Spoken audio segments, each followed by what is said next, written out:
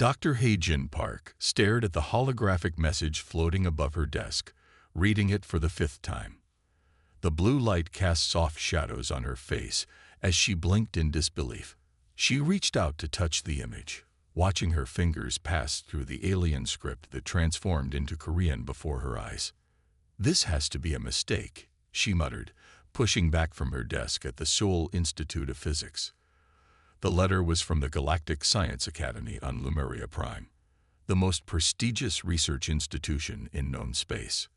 They wanted her, a human, to join their faculty. The autumn rain tapped against her office window as she walked over to the small table where she kept her family photos. She picked up one showing her parents at her PhD graduation, their proud smiles warming her heart even now. 10 years had passed since that day, and 20 since humans first made contact with the Lemurians. A knock on her door broke her concentration. "Come in," she called out, setting the photo down. Dr. Do-hyun Kim, her old mentor, stepped inside. His gray hair was slightly wet from the rain, but his eyes sparkled with excitement. "Ho-Jin, I just heard the news. The whole institute is buzzing about it." She turned to face him, crossing her arms. "It must be a mistake. The Lemurians have never invited a human to teach at their academy before. Why would they start now?" Do-hyun walked over and placed a hand on her shoulder. "Because your work on quantum entanglement is revolutionary. Even the aliens can see that." He smiled, the wrinkles around his eyes deepening. "Remember when you were my student? You always looked at problems differently from everyone else." Hei-Jin remembered those days well.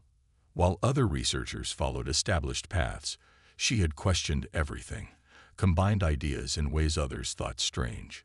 It had led to her breakthrough in quantum communication theory, the work that had apparently caught the Lemurians' attention. "But their technology is hundreds of years ahead of ours," she protested, walking back to her desk. "What could I possibly teach them?" Do-hyun sat down in the chair across from her. "Sometimes being behind can be an advantage. We see things they take for granted. Their science is advanced, yes, but it's also rigid. They've done things the same way for centuries." Hei-Jin picked up her coffee mug, now cold, and turned it in her hands. "I've heard stories about how they treat humans at the academy, like we're children playing with toys. Then show them otherwise," Do-hyun said firmly.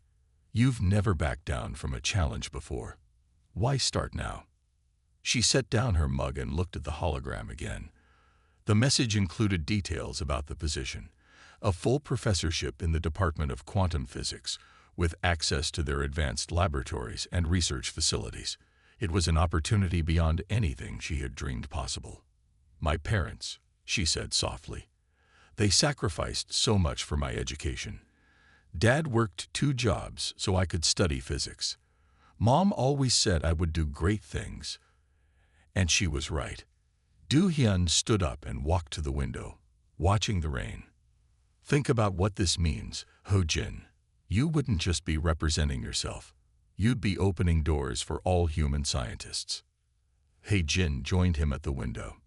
Below, students hurried across the campus with umbrellas, their futures still unwritten. She thought about her own students, brilliant young minds who dreamed of working with alien technology someday. "They give me 2 days to decide," she said, her reflection in the glass looking uncertain. Do-hyun laughed. "You've already decided. I can see it in your eyes. You're just scared. Good. Use that fear. Let it keep you sharp." Hei-Jin smiled for the first time since receiving the message. He was right, of course. She had decided the moment she read the invitation. Everything else was just her mind catching up to her heart.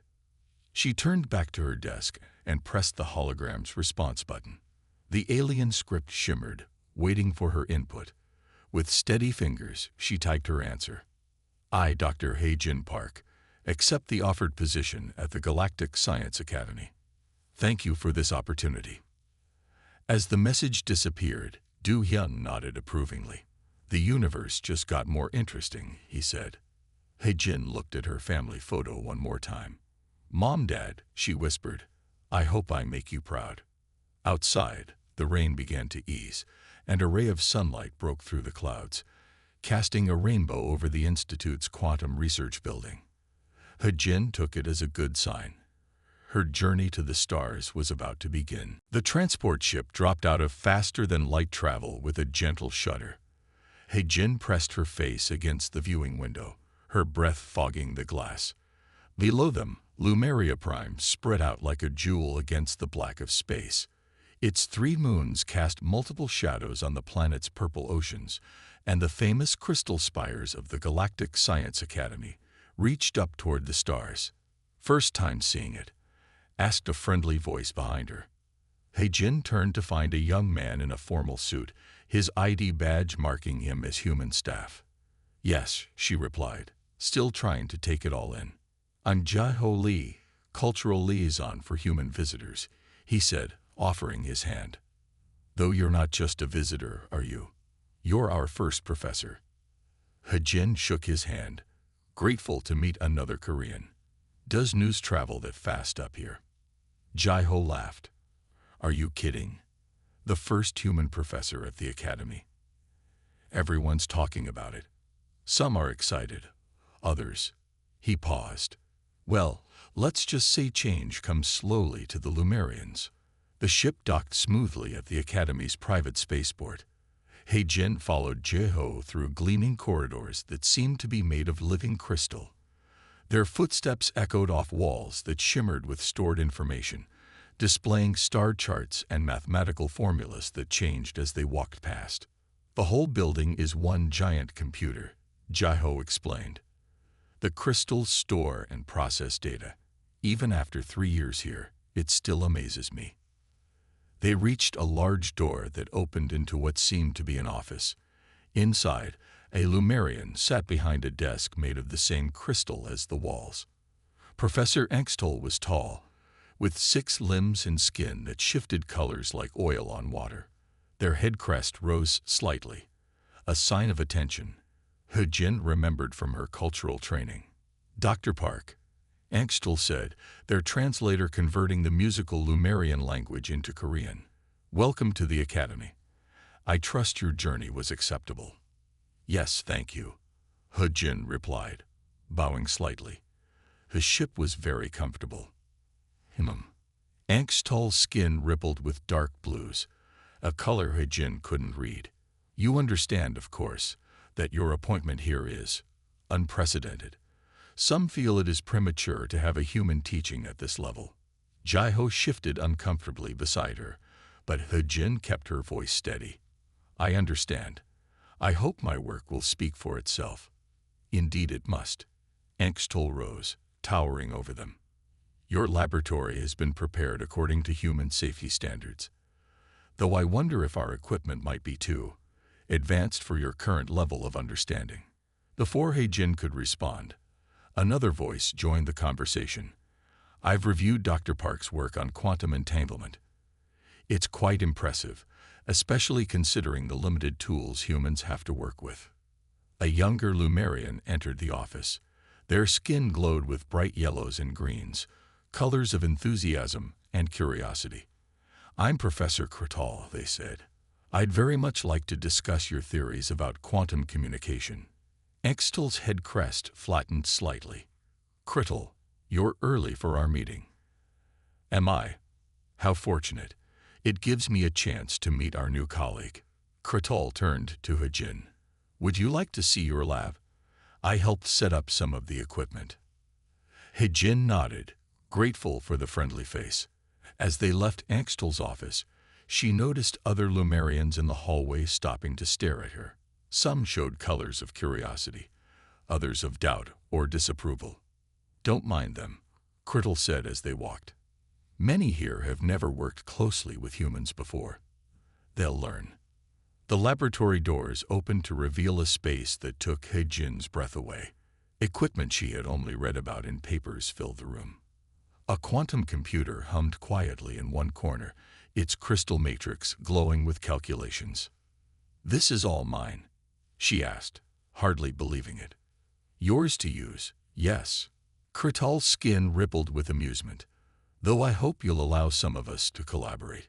Your ideas about quantum tunneling are unorthodox, but intriguing. Jai-ho, who had followed them, smiled. See, not everyone here is like Angstel. The Jinn walked to the center of the lab, touching the crystal workbench gently.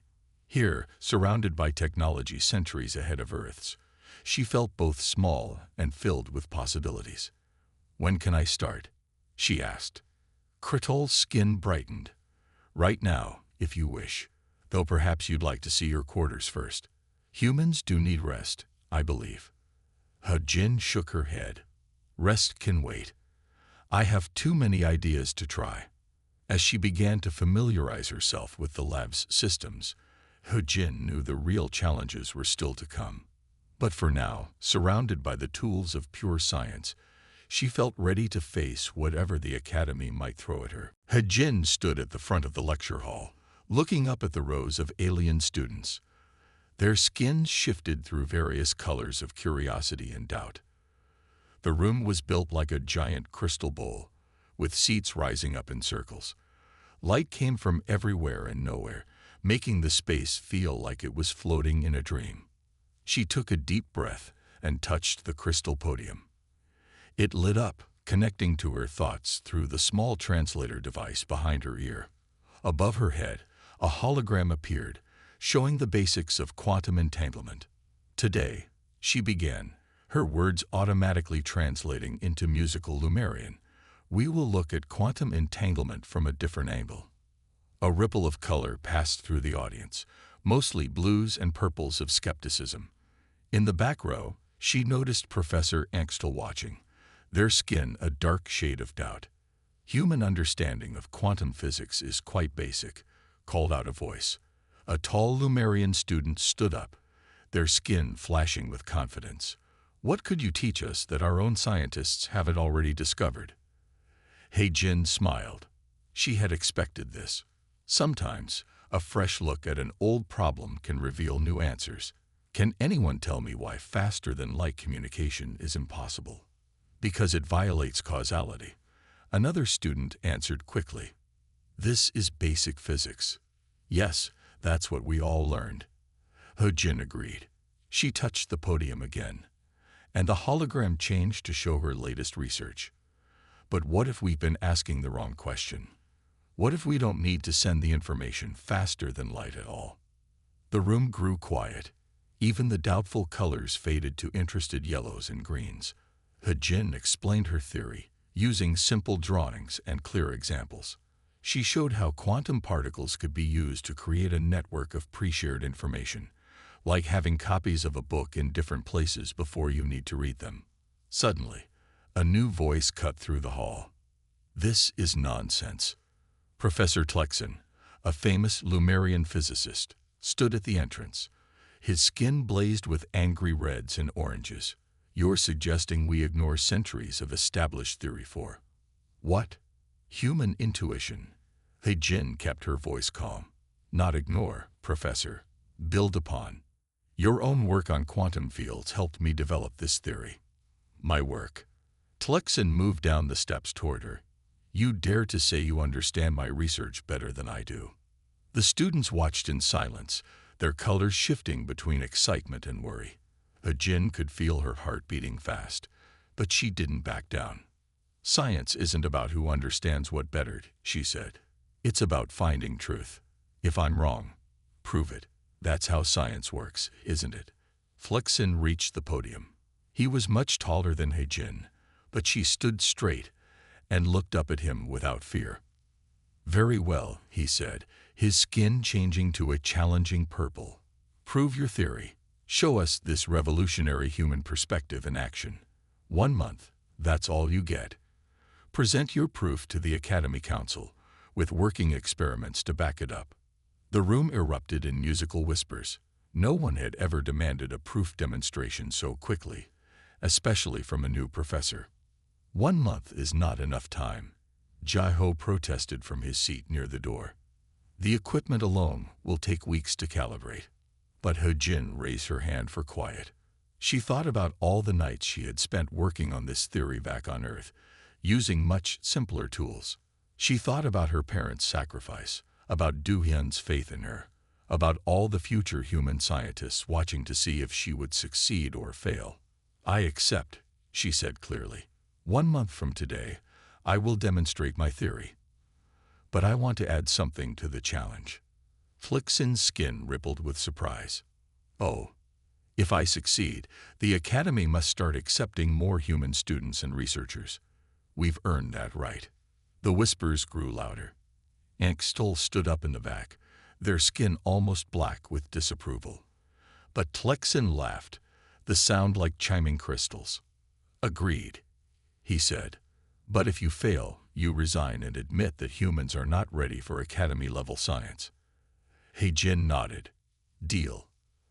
As the students filed out of the lecture hall, talking excitedly about what they had seen, He-jin noticed Kritel waiting by the door. The young Lumerian's skin glowed with admiring gold. That, Kritel said, was either very brave or very foolish. He-jin gathered her notes, her hands shaking slightly but her voice steady. "Maybe both. Will you help me?" Kritel's skin brightened. "I thought you'd never ask. 1 month to revolutionize quantum physics. This should be interesting." He-jin's fingers flew across the crystal control panel, adjusting quantum parameters as streams of data flowed through the air around her. She had been working for 3 days straight, stopping only for quick meals and short naps on the couch in her lab. 27 days remained until her demonstration, and she was already hitting walls. "You know, the equipment works better when the operator is awake," a voice said from the doorway. She turned to see a young man in student robes, carrying what looked like Earth-style coffee in a crystal cup. He had a friendly face and tired eyes that suggested he was no stranger to late-night lab work. "I'm Sung Min Cho," he said, walking over and offering the cup. "Graduate student in quantum mechanics. I was in your lecture the other day." He-jin took the coffee gratefully. It wasn't exactly like Earth coffee, but it was close enough. "Thank you. But how did you get in here? This lab is supposed to be restricted." Sung Min grinned. "Professor Kritel let me in. They thought you could use some help. Also, I've read all your papers from Earth. Your ideas about quantum networks are amazing." Before He-jin could respond, Kritel entered the lab, their skin glowing with excitement. "Good, you've met. Sung Min has been working on something very similar to your theory, but from a different angle." He-jin set down her coffee and looked at the young man with new interest. "Really? Tell me more." Sung Min stepped to the control panel and, with practiced ease, pulled up his research data. "I've been studying how Lumerian faster-than-light drives work. There's something about their quantum field generation that reminded me of your papers." For the next hour, they talked through their ideas. Sung Min's understanding of Lumerian technology, combined with He-jin's new theory, started to paint an interesting picture. Kritel watched them work, occasionally adding insights about how Lumerian science approached similar problems. "The problem," Kritel said finally, "is that we Lumerians always try to force quantum particles to do what we want. We never considered letting them do what they naturally want to do." He-jin finished excitedly. "That's what my theory suggests. Instead of forcing communication through quantum entanglement, we work with its natural properties." Sung Min was quickly typing notes. "Like water flowing downhill instead of trying to pump it up. But we'll need to prove it works. And we'll need better equipment," Kritel added. "The basic lab setup won't be enough for what you're proposing." He-jin's excitement faded. "But Professor Angstol controls all the advanced equipment requests. After the challenge, they're not likely to help." Kritel's skin rippled with what He-jin had learned was their version of a smile. "True, but I have access to the experimental physics lab. And what's the point of being the youngest professor ever appointed to the Academy if I can't bend a few rules?" "You'd risk your position to help me?" He-jin asked, surprised. "Science advances through collaboration," Kritel said simply. "Your ideas could revolutionize how we think about quantum mechanics. That's worth some risk." Sung Min was already pulling up the equipment specifications they would need.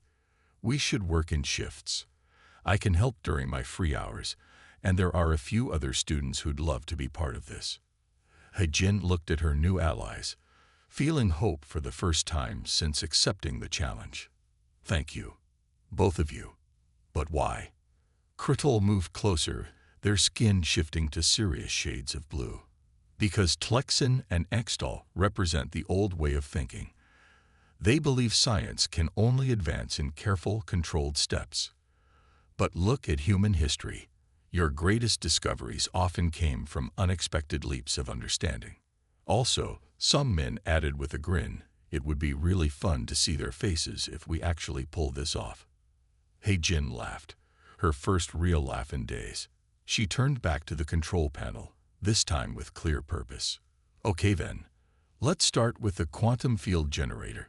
If my theory is right, we need to modify it to be more sensitive, not more powerful. As they worked late into the night, more students began to drift in, both human and Lumerian. Word had spread about the challenge, and many were curious about this different approach to quantum physics. Some stayed to help, others just to watch and learn. Looking around at her growing team, He-Jin felt something shift inside her. This wasn't just about proving herself anymore. It was about showing what could happen when different species and different ways of thinking worked together. 27 days, she muttered to herself, reaching for the coffee Sungmin had brought. We can do this. The academy's halls were quiet at night. Most of the crystal walls had dimmed to a soft glow, like starlight on water. He-Jin sat alone in her lab, surrounded by floating data displays and humming equipment. 2 weeks had passed since the challenge began, and time was running out. She rubbed her tired eyes and looked at the quantum field readings again. Something wasn't right. The numbers made sense, but the results weren't what her theory predicted.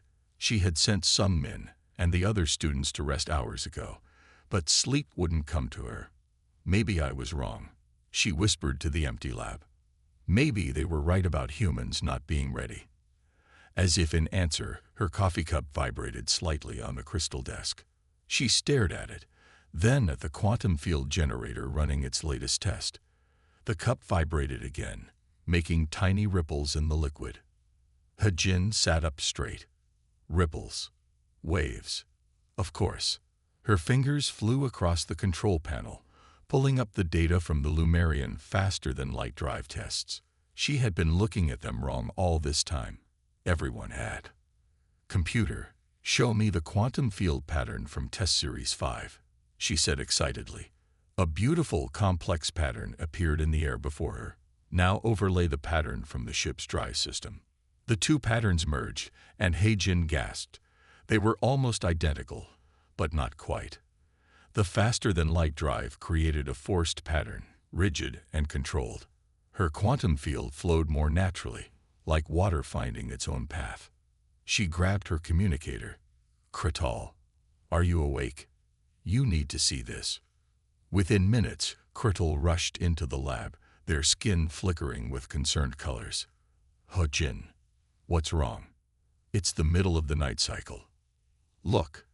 He-Jin pointed to the floating patterns. We've been trying to control quantum entanglement, to force it to carry information. But look what happens when we let it flow naturally. Krital moved closer to the display, their skin shifting to bright yellow as understanding dawned. The patterns, they're harmonizing. Like ripples in water. He-Jin finished. When two waves meet, they don't fight each other. They create a new pattern. That's what quantum particles want to do naturally. We don't need to force them. She quickly typed in new commands, adjusting the field generator. The Lumerian drive system works by forcing space to bend. But what if we could create a quantum network that bends space naturally? No forcing, no fighting physics, just working with what quantum particles already want to do. Krital's skin was now glowing bright gold with excitement. Quick, run a test. If this works. He-Jin activated the modified generator. On her desk, two quantum-linked crystals sat a meter apart. In normal space, any information would need to travel between them, taking time. But if her theory was right, She tapped a pattern on one crystal. The other crystal lit up instantly with the same pattern. That's impossible, Kurtal whispered. The safety limiters should have prevented any signal from traveling faster than light. He-Jin smiled. It didn't travel at all. The quantum link was already there, waiting to be used. We just had to stop forcing it and start working with it. She quickly began documenting everything, her hands shaking with excitement. Call Sung Min and the others. We need to run more tests. Document everything perfectly. No one will believe this unless we can prove it completely. Kurtal was already sending messages. He-Jin, do you realize what this means? This could revolutionize not just communication, but space travel itself. If we can apply this to drive systems. One thing at a time, He-Jin said, though her mind was already racing with possibilities. First, we prove it works. Then we show everyone that sometimes the best way forward is to look at old problems with new eyes. As the night cycle turned to day, students and researchers began pouring into the lab. The excitement was contagious as test after test confirmed He-Jin's discovery. Even some of the doubtful Lumerian professors came to watch, their skin colors shifting between disbelief and growing understanding. He-Jin stepped back and watched her team work. In that moment, she remembered something her mother used to say. The biggest discoveries often come when you stop trying so hard to find them. She smiled, thinking of home. Soon, she would have quite a story to tell their parents. But first, there was a demonstration to prepare for. And now she knew exactly how to show the Academy that human perspective was worth more than they had ever imagined. News of He-Jin's breakthrough spread through the Academy like wildfire. As she walked through the crystal halls the next day, she noticed how conversations stopped when she passed. Some Lumerian skin showed colors of excitement and interest, but others displayed darker shades of worry and anger. She entered the lab to find Young-Hee Kang, another human researcher, waiting for her. Young-Hee worked in the Academy's records department and had been helping document all their experiments. We have a problem, Young-Hee said without greeting. Her face was serious. Professor Ekstall has called for an emergency meeting of the Academy Board. They're saying your experiments are dangerous. He-Jin set down her tablet. Dangerous? How? They claim you're breaking safety protocols.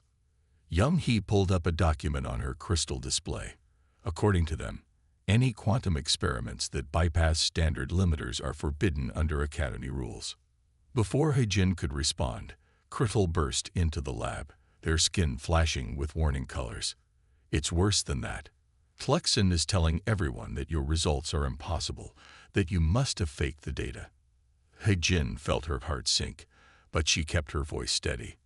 They can't prove that. We documented everything carefully. About that, Young-Hee looked worried. Someone tried to access our research files last night. The security system stopped them. But it shows they're scared, Sung Min said, walking in with several other students. They know you're onto something big, something that challenges everything they thought they knew about quantum physics. He-Jin sat down at her workstation, thinking hard. She had expected opposition, but not like this. Not accusations of breaking rules and faking data. We need to protect our work, she said finally. Young-Hee, can you help? We need copies of everything, stored somewhere safe. Young-Hee nodded. Already on it. I've been making backups since day one. Nobody can delete or change our records without us knowing. The students are with you too, Sung Min added. We've all seen the experiments work. We know the truth. Kurtal moved to the center of the lab, their skin showing determined blues and greens. The board meeting is in 1 hour.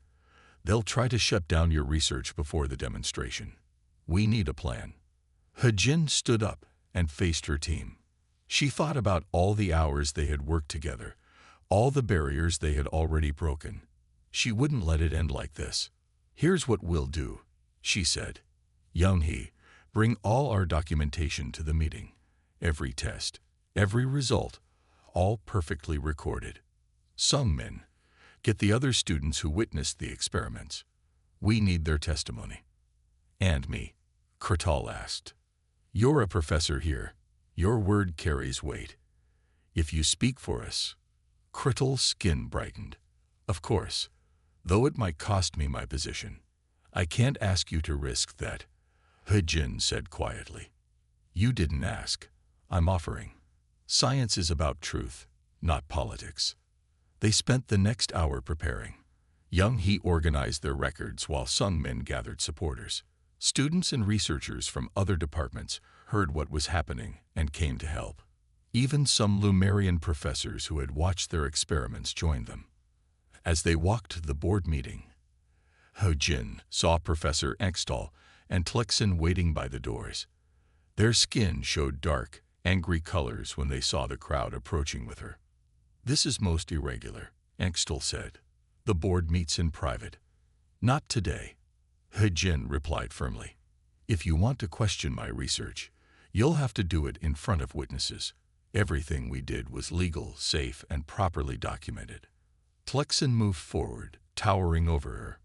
You challenge centuries of established science, break safety protocols, and now you dare to make demands. No, Hejin said, looking him in the eye. I dare to think differently. I dare to suggest that maybe, just maybe, humans can see things that you've missed. And I have proof. The crowd behind her murmured in support. Hejin saw fear flicker across Tlixin's skin. Not fear of her, but fear of change, of having to admit that everything he thought he knew might need to be reconsidered. The boardroom doors opened. Inside, the Academy's highest officials waited. Hejin took a deep breath and stepped forward, her team behind her. She had come too far to back down now. Let's begin, she said, her voice strong and clear. I have quite a story to tell you about quantum particles and the power of looking at old problems with new eyes. The night before the big demonstration, Hejin and her team worked late in the lab. After the board meeting, they had been allowed to continue their research, but everyone knew tomorrow would decide everything. The demonstration hall was already full of equipment, ready for the morning. Final system check complete, Sung Min called out, looking at his display. Everything seems perfect. Hejin nodded, but something felt wrong. She had checked and rechecked every part of their setup. The quantum field generator was calibrated perfectly. The measurement devices were all working, but still, something bothered her. Let's run one more test, she said, just to be sure. Kurtal, who had been adjusting the safety protocols, moved to the control panel. Their skin showed tired but determined colors. Ready when you are. Hejin activated the system. At first, everything looked normal. The quantum field formed exactly as it should. But then, just as the test reached its peak, something sparked. The generator made a high-pitched sound and shut down. What happened? Hejin rushed to the controls. That's impossible. We just checked everything. Min Seo-ba, a human engineering expert who had joined their team recently, walked to the generator and opened its crystal casing. She studied the inside carefully, then stepped back with an angry look. Someone tampered with this, she said quietly. See these marks? Someone changed the internal settings. If we had tried to run the full demonstration with this, it would have failed completely. The room went silent. Kurtal's skin turned dark with anger. Sabotage. They couldn't stop us legally, so they tried to make us fail. Hejin felt cold fear in her stomach. How long will it take to fix? Min Seo looked at the damaged parts. Hours, maybe all night. We'll need to rebuild parts of it. And we'll need special crystals from the engineering lab, which is locked at this hour, Sung Min added. And I bet whoever did this made sure we can't get replacement parts easily. Hejin looked at her watch. It was already past midnight. The demonstration was scheduled for 9 a.m. She thought about all the people who would be there, the entire Academy board, professors, students, even some officials from the Galactic Science Council. We can't give up, she said firmly. Min Seo, what do we need exactly? The engineer listed the parts. Kurtul's skin brightened slightly. I know where we can get those, but we'll be breaking about 10 Academy rules. Add them to the list, He-Jin said with a small smile. Young-hee, can you help Kurtul? You know the security systems better than anyone. Young-hee nodded. We'll get what you need. Just try not to ask how. For the next 6 hours, they worked non-stop. Kurtul and Young-hee somehow got the parts they needed. Min-seo led the rebuilding effort, teaching them all about Lumerian engineering as they worked. Sung-min kept checking and double-checking every connection.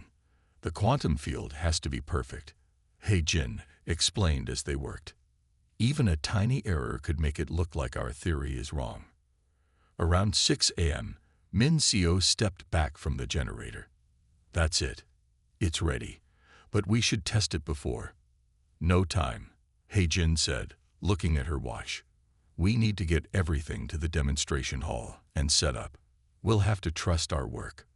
They moved their equipment carefully through the quiet morning halls.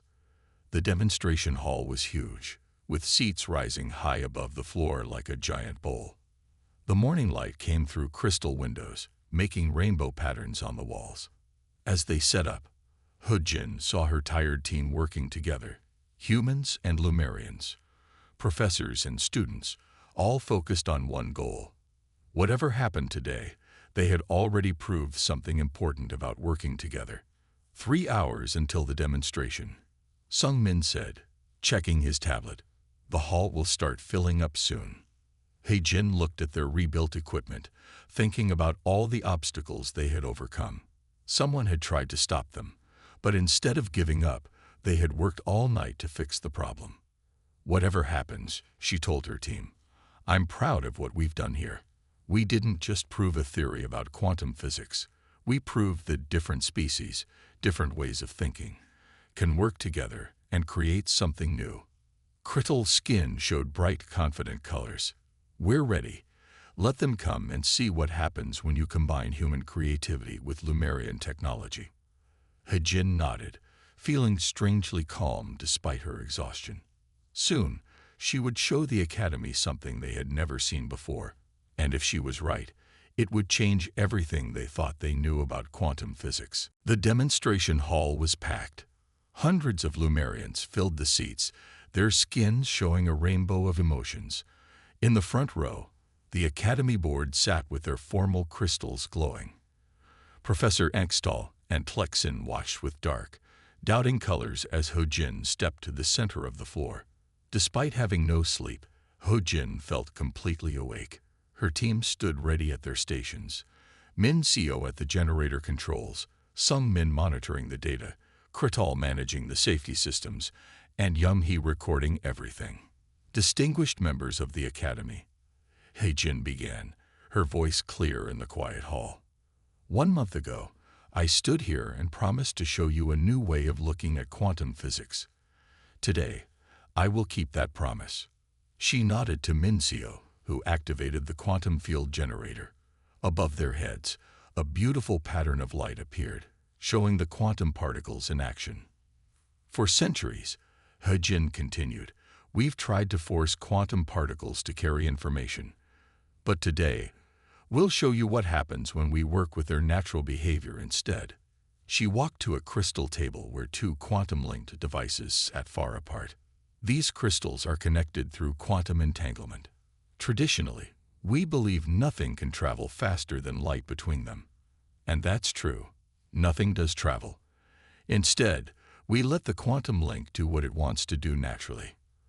He-Jin picked up a small crystal and typed a message. The second crystal lit up instantly, showing the same message. Gasps filled the hall.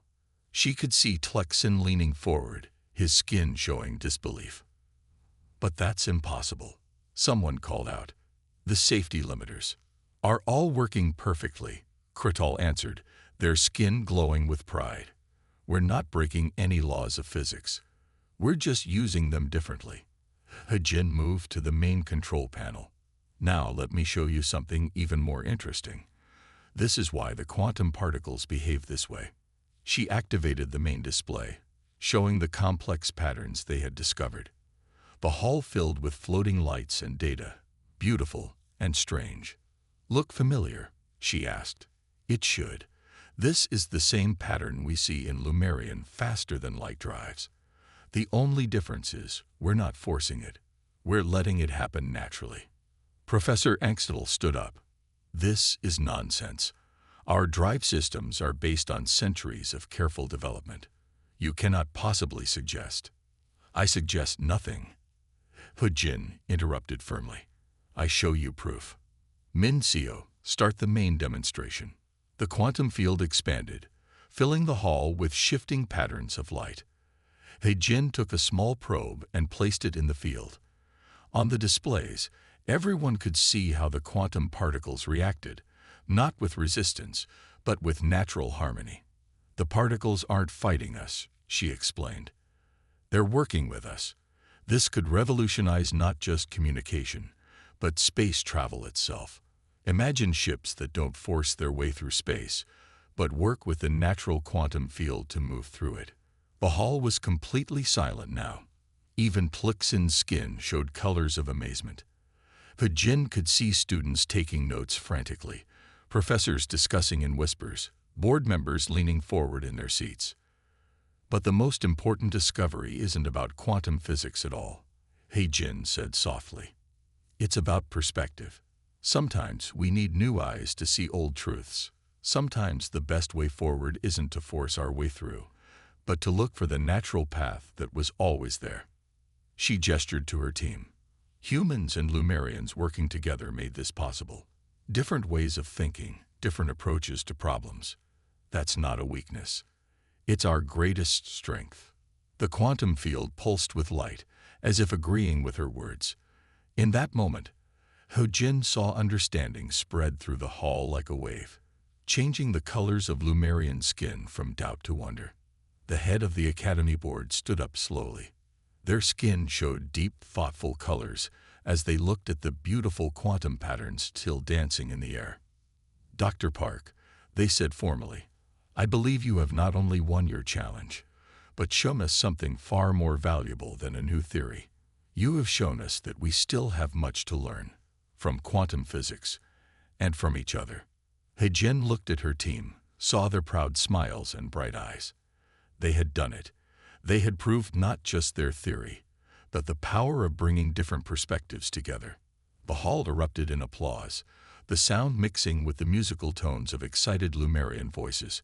As Hejin stood there, surrounded by the proof of her ideas and the support of her team, she knew this was just the beginning of something much bigger than herself. 1 year had passed since the famous demonstration. Hejin stood in her new office at the Human Lumerian Joint Research Institute, looking out at the crystal spires of the Academy. The view still took her breath away, but now it felt like home. On her desk sat the Galactic Science Prize, a beautiful crystal that changed colors with the thoughts of whoever touched it. She was the first human to receive this honor, but now the path was open for others to follow. A knock on her door made her turn. Ta Hyun Ryo, one of her new students, stood there with excitement on his face. "Dr. Park, the new quantum communication network is ready for testing," he said. "Professor Krital says they've never seen such clean signals before." Hejin smiled. After her demonstration, everything had changed. The Academy had kept its promise, opening its doors to more human students and researchers. What had started as one human professor had grown into something much bigger. "Let's go see it then," she said, following Ta-hyun to the main laboratory. The lab was different from the one where she had made her discovery. It was bigger, filled with both human and Lumerian scientists working side by side. The walls displayed complex quantum patterns that would have seemed impossible a year ago. Krital was waiting for them, their skin glowing with the bright colors of success. Next to them stood Professor Angstel, who had undergone perhaps the biggest change of all. "Dr. Park," Angstel said, their skin showing respectful blues and greens, "your students continue to surprise us. Young Ta-hyun here has some interesting ideas about applying your quantum theory to medical scanners." "Not just my theory anymore," Hujin replied. "We've all built on it together." She looked around the lab with pride. Sung Min was now leading his own research team, working on new ways to use quantum fields for space travel. Min Seo had become the head of engineering, teaching both humans and Lumerians how to build better equipment. Young He had started a program to help different species share their scientific knowledge more easily. Even Professor Tlexin had changed.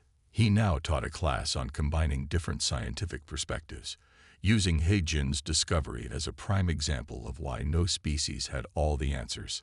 The first ships with the new quantum drive will launch next month, Criddle said excitedly. Using your natural field theory, they can travel twice as far using half the energy. The Galactic Science Council is calling it the biggest advance in space travel in 500 years. He Jin walked to the quantum field display, watching the beautiful patterns dance. She remembered that night 1 year ago, when she had first seen the connection between the patterns. So much had changed since then. Dr. Park, Ta Hyun asked, "Is it true you're going back to Earth next week?" "Just for a visit," she said. "I'm giving a talk at my old university," Dr. Doogyum Kim insisted. She smiled, thinking of her old mentor who had believed in her from the start. "And to see your parents?" Krital asked. They had met He Jin's parents when they visited the academy 6 months ago and had been fascinated by the concept of human families. "Yes, Mom still can't believe her daughter won the galaxy's biggest science prize. Dad just keeps saying he knew I could do it." A group of new students walked past the lab, a mix of humans and Lumerians. They were talking excitedly about some new theory, their different perspectives already combining to create new ideas. "That's the real prize," He Jin said softly. "Not the award or the recognition. It's seeing this, different species working together, learning from each other, making the universe a better place." She touched the quantum field control panel, making the patterns shift and dance. Above their heads, the lights formed a beautiful mix of human and Lumerian designs, proving once again that the best discoveries came from working together. "So," Ta Hyun said with a grin, "what impossible thing are we going to discover next?" He Jin looked at her student, seeing the same excitement she had felt when she first came to the academy. "That's the wonderful thing about science, Ta Hyun. When we work together, nothing is really impossible. We just haven't found the right way to look at it yet." Outside the lab windows, the 3 moons of Lumeria Prime were rising, casting multiple shadows that mixed and danced like quantum patterns. In those shadows, He Jin could see the future, a future where humans and aliens work together to unlock the mysteries of the universe, each bringing their own unique way of seeing things. It had all started with one discovery, one different way of looking at an old problem. But that was how the biggest changes always began, with someone willing to see things differently and others willing to listen.